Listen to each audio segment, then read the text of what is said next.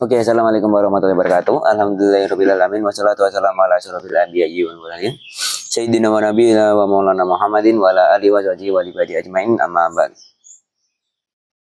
Yang saya hormati Mudirul Madrasah Quran La Raibani Video, khususnya Abiani dan Universitas Keluarga, dan juga guru-guru yang tidak bisa saya sebutkan satu persatu, dan juga segenap pengurus yang telah mengurus kami semua. Pada pagi hari ini saya akan membahas mengenai tiga sumber pokok kaidah tafsir. Nah, sebelumnya saya telah menjelaskan betapa Quran melahirkan disiplin ilmu baru. Aneka disiplin ilmu keislaman itu saling berkait, dukung-mendukung, bahkan saat memperkaya hal lain. Nah, untuk kaidah tafsir ini ada tiga sumber pokok yang dianggap sebagai sumber utama secara umum.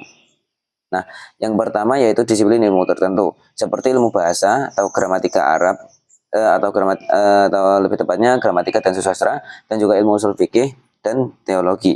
Kaidah-kaidah yang ditetapkan dalam disiplin-disiplin ilmu tersebut banyak dimanfaatkan oleh ulama tafsir dalam menetapkan makna ayat.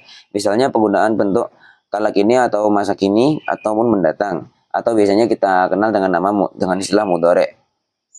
Dan juga kala lalu atau masa yang telah lalu, yang telah lampau, yang biasanya kita sebut sebagai madi.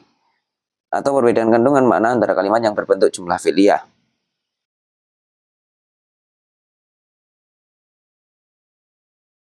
Untuk yang kedua yaitu kaidah yang khusus dibutuhkan untuk para penafsir yang digunakan sebelum melangkah masuk ke dalam penafsiran. Nah, untuk kaidah yang khusus dibutuhkan oleh penafsir sebelum melangkah masuk ke dalam penafsiran ini biasanya bersumber dari pengamatan terhadap kesalahan sementara penafsir, atau dari kesadaran tentang perlunya mengikat diri agar tidak terjerumus pada kesalahan itu sendiri. Untuk yang ketiga yaitu kaidah yang ditarik dari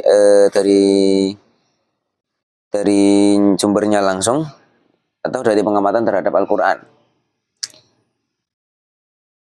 Nah, baik itu tidak berkaitan dengan satu disiplin ilmu ataupun yang berkaitan dengan yang tidak sejalan dengan kaidah-kaidah disiplin ilmu lain. Nah, kaidah yang bersumber dari kelompok ketiga ini memang cukup banyak. Contohnya seperti kata kami yang menunjuk kata Allah, menunjuk Allah yang Maha Esa, yang artinya istilah kami itu digunakan untuk menunjuk dirinya. Di samping bertujuan menunjukkan keagungannya, lafaz itu juga dapat berarti adanya keterlibatan makhluk dalam aktivitas yang ditunjukkannya.